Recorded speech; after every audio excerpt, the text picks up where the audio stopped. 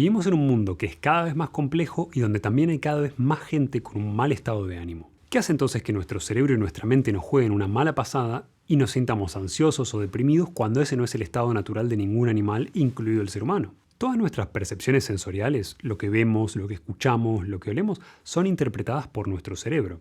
Y tenemos células especializadas que transforman estos estímulos, como la luz del sol o como el beso de alguien, en un impulso eléctrico que tu cerebro va a interpretar. Y dependiendo de qué áreas del cerebro vos uses más seguido y tengas más entrenadas, qué interpretación y qué respuesta le vas a dar a todo eso. Básicamente tu cerebro construye la realidad en la que vos vivís. Entonces, si yo cambio mis redes neuronales y esta interpretación cambia, ¿cambio cómo me siento? Sí, básicamente eso es lo que vos tenés que hacer.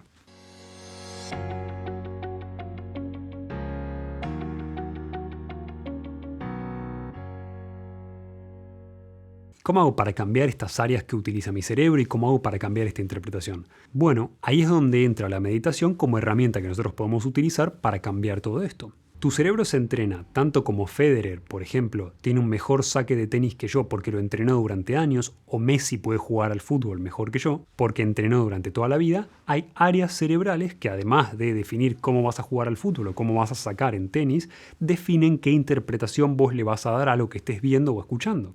En el ejemplo de estos deportistas, son mejores porque sus áreas cerebrales de la coordinación motora se entrenaron para darle una mejor coordinación, más fuerza, más habilidad, etc.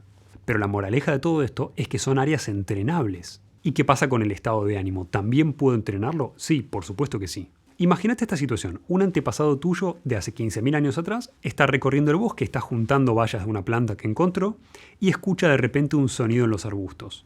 Su cerebro en ese momento puede decidir dos opciones. Puede decidir que este estímulo, este sonido, es simplemente viento en los arbustos o algún animal pequeño que no representa una amenaza en los arbustos, donde tranquilamente podría reunir más alimento y continuar juntando esa comida para tener más comida luego. Y la otra opción, donde ese sonido representa un depredador que puede llegar a matarlo para comer. La segunda opción, la opción del depredador, es menos probable. El cerebro de tu antepasado puede generalizar y asumir que siempre es viento el sonido que escucha en los arbustos, pero en la ocasión en la que efectivamente sea un depredador, tu antepasado sería comido por un depredador. Entonces, el cerebro de tu antepasado elige asumir que siempre que escuche el sonido en los arbustos, tiene que asumir que es un depredador. Este tipo de situaciones se llaman falsos positivos, donde yo siempre asumo que algo es una amenaza cuando no necesariamente lo es. El problema es que para la supervivencia tiene mucho más sentido asumir el falso positivo y pensar que siempre hay una amenaza real, que siempre el peligro es real, y salir corriendo porque a lo sumo perderé mis bayas pero voy a seguir vivo. Esta es la razón por la que en general cuando vos tenés un problema, tu mente imagina la peor solución posible del problema y exagera los riesgos potenciales de esto para teóricamente protegerte. El problema es que nosotros continuamos cableados de esta manera a nivel neuronal para protegernos y para sobrevivir, a pesar de que esas amenazas ya no son más reales. Entonces, si venimos con un cerebro que ya viene cableado de fábrica de esa manera, ¿cómo lo modificamos? Entrenándolo para pensar diferente. Si yo sé que por naturaleza vengo así, principalmente por mi supervivencia, significa que mi felicidad y mi tranquilidad dependen efectivamente de entrenar este tipo de procesos. Habrá gente que naturalmente es más hábil que otras personas en este tipo de entrenamientos, pero todos nos podemos beneficiar de entrenar nuestra percepción a través de una meditación. Existen miles y miles de tipos de meditaciones diferentes, todas con el mismo objetivo, que es bajar el exceso de actividad mental. Llevar a nuestro cerebro a un funcionamiento más lento, más coordinado y menos caótico, que nos genere menos nivel de estrés y menos nivel de sensación de peligro. Ahora, esto no es teoría New Age, esto lo podemos medir en nuestro cerebro y podemos medir los patrones de funcionamiento de ondas cerebrales donde la gente que hace más meditaciones funciona más tiempo en un tipo de ondas que se llaman ondas alfa, que nos hacen más eficientes, nos hacen cometer menos errores, nos hacen tener menos actividad del simpático, o sea, menos estrés, menos ansiedad, y nos dan un montón de beneficios a nivel salud que ni vale la pena mencionarte porque seguramente ya los escuchaste con respecto a la presión arterial, la frecuencia cardíaca, etc. Y comparativamente aquel que no medita tiene más nivel de actividad simpática y funciona más en ondas beta que lo hacen estresarse más, ponerse más ansioso, tener menos sueño profundo y un montón de otras consecuencias que te dicen básicamente medita. La enorme mayoría de las meditaciones proponen algo similar, que es concentrarte en algo externo para bajar el nivel de diálogo interno de tu mente. Puede ser un mantra, puede ser estar atento a tu respiración o cualquier otro método que te ayude a disminuir la actividad cerebral interna y nuestro diálogo interno constante. Puedes usar un mantra como usan en la meditación trascendental, puedes usar técnicas en las que estás atento a tu respiración, la que vos quieras. Yo te voy a dar un ejemplo de cómo meditar siguiendo específicamente esta misma idea, pero luego te voy a dar un método que a mí me funcionó mucho mejor, que tomé prestado de Matías Ricard, que es conocido como el hombre más feliz del mundo. Entonces, ¿cómo meditamos y qué nos muestra la evidencia de todo esto? Sentate en cualquier posición que te sea cómoda, donde no tengas la cabeza apoyada en una superficie, ni en la pared, ni en la cama, ni en ningún otro lado. Y si te es posible, ten la columna derecha sin forzarla. Esto es simplemente para que vos puedas mejorar tu técnica respiratoria cuando estás meditando y para que no te quedes dormido. No hay ningún beneficio extra comprobado por estar meditando en posiciones extrañas como el loto, salvo que tengas la flexibilidad de cadera para hacerlo y te divierta asumir esa postura. Pero sinceramente elegí cualquier posición en la que vos puedas sentirte relajado y en la que sientas que no te vas a quedar dormido. Simplemente eso. ¿Qué tengo que hacer durante la meditación? Nuestro cerebro está hecho para responder a estímulos. Esto quiere decir que mientras más estímulos externos tengamos, más actividad cerebral vamos a tener. Es por eso que muchos tipos de meditación tratan de eliminar los estímulos externos. A menos estímulo, menos respuesta de mi cerebro, y por eso la enorme mayoría de las meditaciones suelen cerrar los ojos, suelen ser en lugares tranquilos donde el sonido no vaya a interrumpir mi meditación. Podés escuchar música tranquila si querés, pero no tenés que tener ningún estímulo que vaya a impedir la relajación de la actividad cerebral, como un sonido fuerte o como luces particularmente marcadas o gente que pase cerca tuyo. Ninguna de estas cosas es obligatoria o mandatoria. Simplemente cerrar los ojos, por ejemplo, nos ayuda a distraernos menos de este proceso. Lo que vas a hacer en una meditación normal es concentrarte en tu respiración. Vas a tratar de escuchar tu respiración para estar atento hacia afuera y tener los sentidos tratando de captar una información de afuera, pero a la vez vas a respirar con una intensidad en la que vos no llegás a escuchar tu respiración.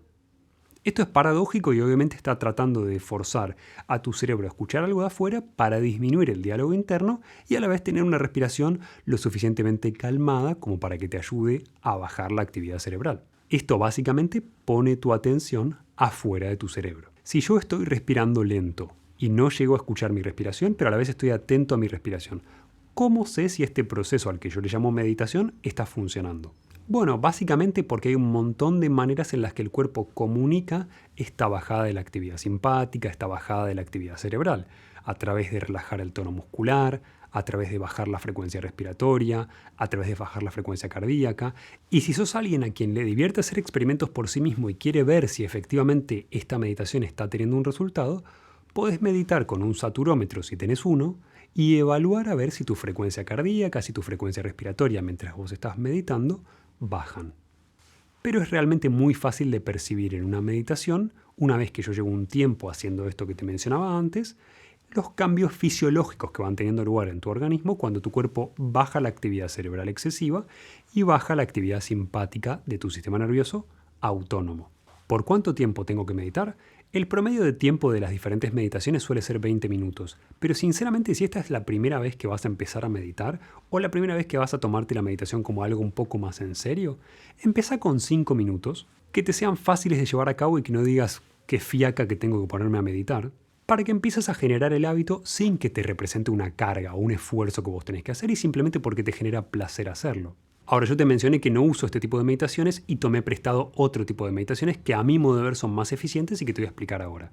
¿Por qué yo no uso este tipo de meditaciones? Porque gasté miles de dólares viajando a Bali, a Filipinas, a Tailandia, a diferentes lugares aprendiendo con maestros, cuando encontré un método más efectivo que podría haber aprendido gratis desde casa. Yo para este tipo de cosas suelo estudiar a la gente que ya fue exitosa y que ya logró lo que yo quiero lograr, y si estoy tratando de que mi cerebro funcione mejor y en general ser más feliz y estar más contento, qué mejor que estudiar a la persona a la que los medios llaman el hombre más feliz del mundo. Por ende, ¿puedo entrenar este tipo de cosas para ser más feliz independientemente de que mis circunstancias externas no se modifiquen? Sí, es la idea. Entonces, ¿cómo entreno a mi cerebro para sentir más seguido un estado emocional bueno, un estado emocional positivo?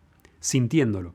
De la misma manera que vos entrenás una habilidad motora practicando, entrenás una habilidad emocional practicándola. Veo muchas recomendaciones sobre el agradecimiento muy equivocadas porque te proponen que vos escribas una lista de cosas por las que vos estás agradecido, que para tu cerebro no significan prácticamente nada, porque tienen poca intensidad. Entonces mi propuesta, o en realidad la propuesta que yo tomé prestada, es extremadamente simple.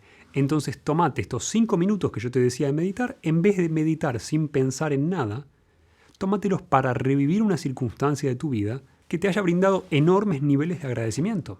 Puede ser el nacimiento de un hijo, el primer encuentro con tu ser amado, el que vos quieras. Pero ten en claro lo siguiente, que es revivirla no significa verla en tu mente, significa tratar de volver a sentir lo que sentiste en ese momento. Entonces tomate tu tiempo para sumergirte en esa situación.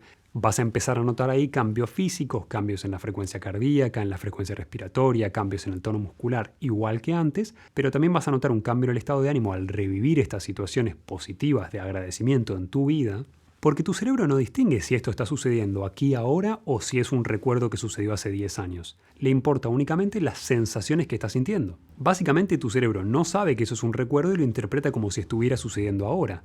Entonces, a medida que yo lo hago más y lo repito cotidianamente, voy desarrollando estas áreas de la percepción del agradecimiento que se traspolan a toda mi vida, no a los 5 minutos que hago esta práctica.